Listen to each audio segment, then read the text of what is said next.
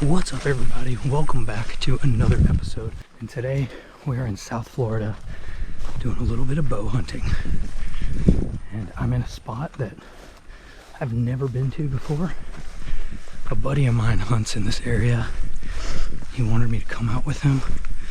So I just picked a spot on a map that looked good and going for a walk, picking out a tree, climbing up it. So hopefully I see something.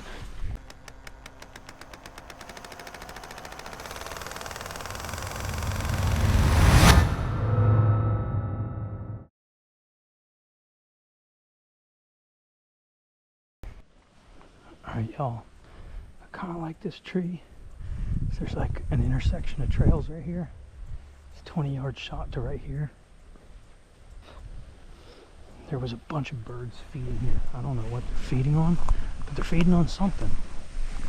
And there's a good chance the deer want to eat the same thing. So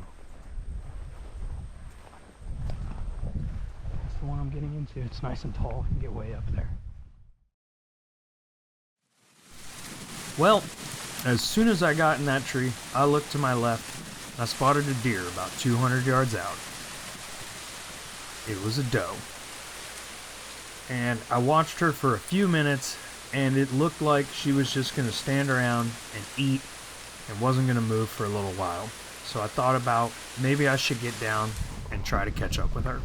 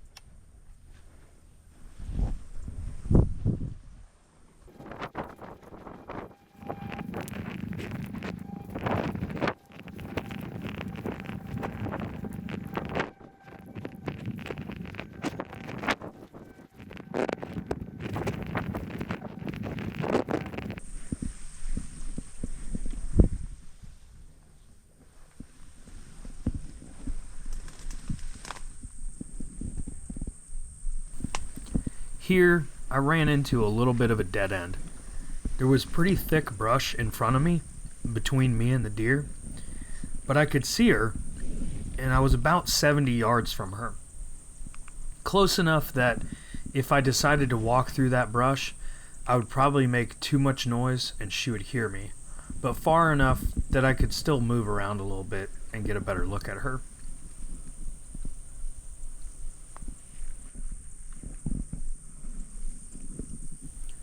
Since it was about as far as I could go, I decided to just wait here and see if she would come walking down the trail she was on and give me a 20-yard shot. After waiting a little while, I noticed the wind starting to shift. So here I'm using a little bit of milkweed, and you can kind of see that it's basically blowing right at that trail. So I knew that I couldn't really go any further to my left because that would put them downwind. I found myself wishing that I had gone off the trail on the right side, because that would have put me in a perfect position to sneak in downwind and probably get to about 20 yards. Nevertheless, that wasn't an option anymore, so I had to work with the situation I had. I decided my only option was to go forward through the thick brush. I noticed that she had walked off the trail a little bit, and her head was in the brush while she was eating, and I thought this was a good opportunity for me to make a little bit of noise and try to get a bit closer.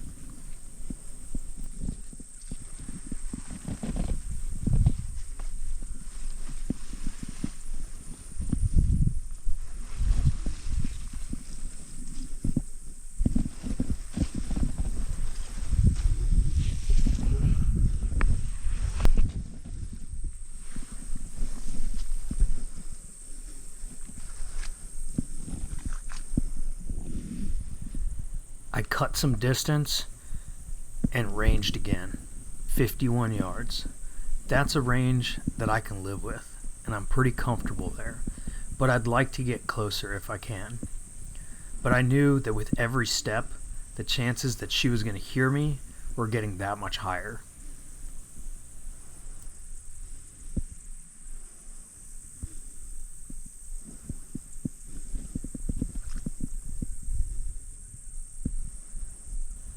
Not only that, but I knew that she could step off of that trail into the brush where I would never see her again, and I would lose my chance. So I had a feeling this was probably the best chance I was going to get. So I ranged one more time, adjust my sight, and I went for it.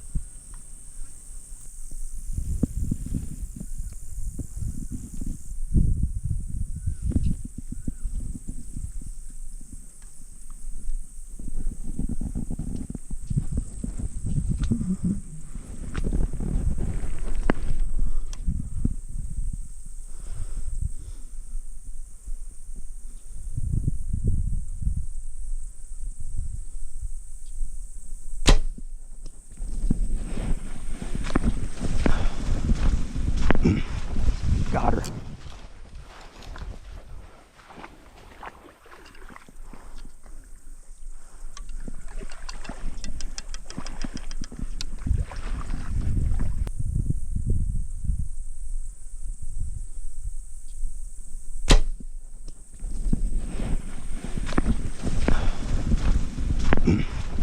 Got her.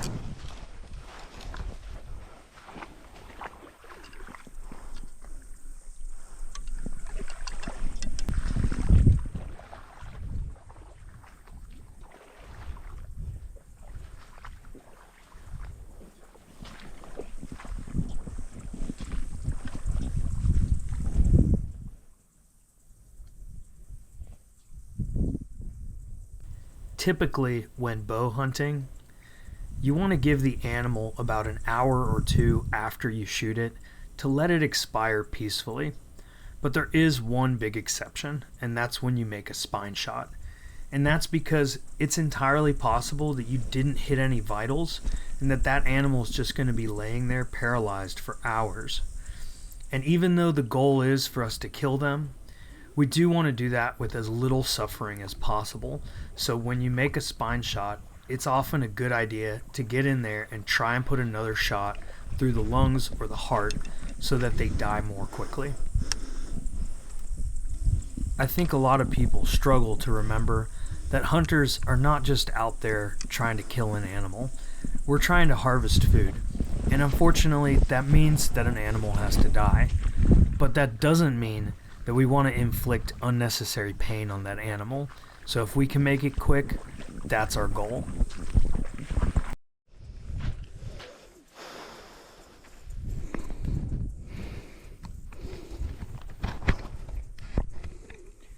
Oh God, I just shot a doe. I don't know how I hit her though, I really don't. Cause it was a bit of a long shot, it was 50 yards, but I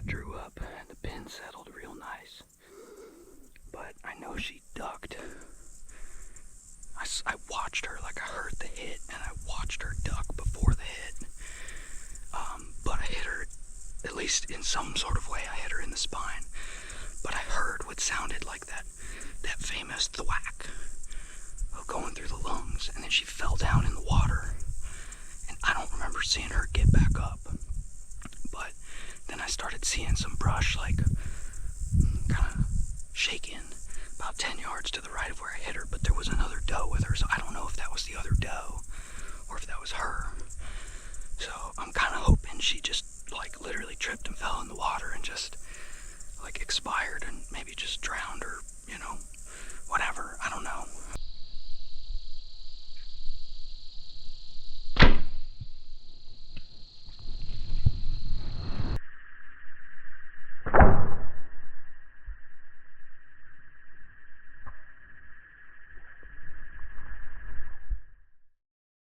Kind of feeling the need to go see what's what, because I don't know. Now I'm thinking it through in my head. That sound that I heard definitely could have been guts. Honestly, I don't remember how she moved, when she moved, but she moved. So I don't know. Like, I mean, the shot felt perfect, but I think she moved good ways. Well, she's not laying in the water. She was standing about here. So my arrow should be back here somewhere. Oh. I see her.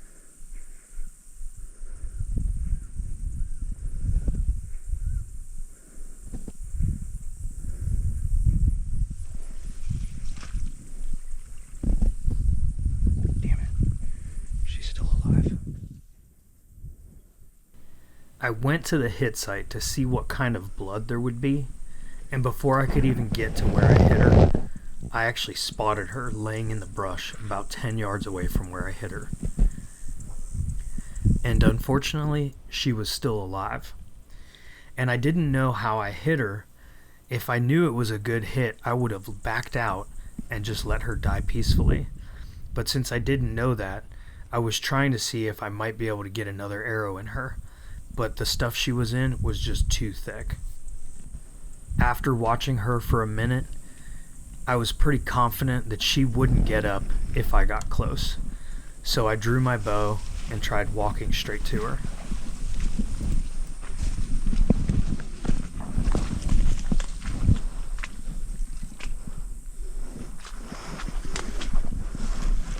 Don't worry, girl.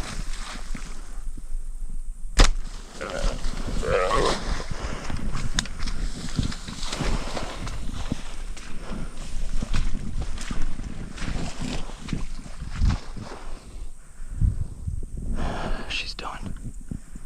How was it? Man. I just hate it when it goes down like that. But we got her. And when I went up to her, she was already slipping out of consciousness, and I watched her take her last few breaths. Go to sleep. It's time. It's time, baby. Just go to sleep. Just go to sleep. Go to sleep. This is it. That's it. Go to sleep.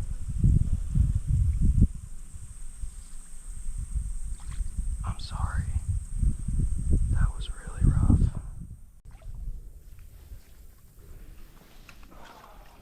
Man, she is huge. This is a little gory, but it's always good to know what you did. This is what my first shot did. So it sliced up her lung pretty good. She would have bled out and died, but it just goes to show like how long these animals can live. I mean, I got her pretty good. Sliced that right up.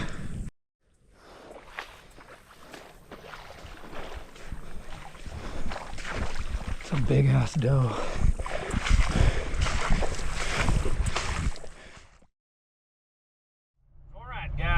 Well, I hope you guys enjoyed that episode. episode. It sure was a really exciting hunt for me. I can't believe the way that played out.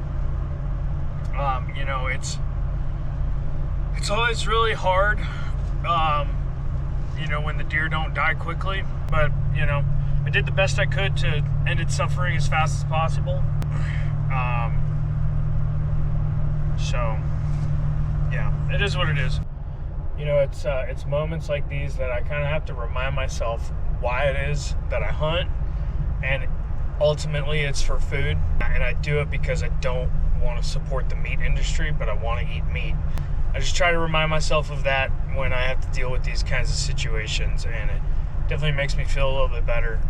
You know, it sucks to see an animal suffer, but it's again, a little bit of suffering right at the end of a good life is a heck of a lot better than a whole lot of suffering throughout life with a short ending. So, with that said, I appreciate everybody for watching this video. You know, make sure that you subscribe. And yeah, I'm gonna stop rambling. I'll catch you guys in the next video.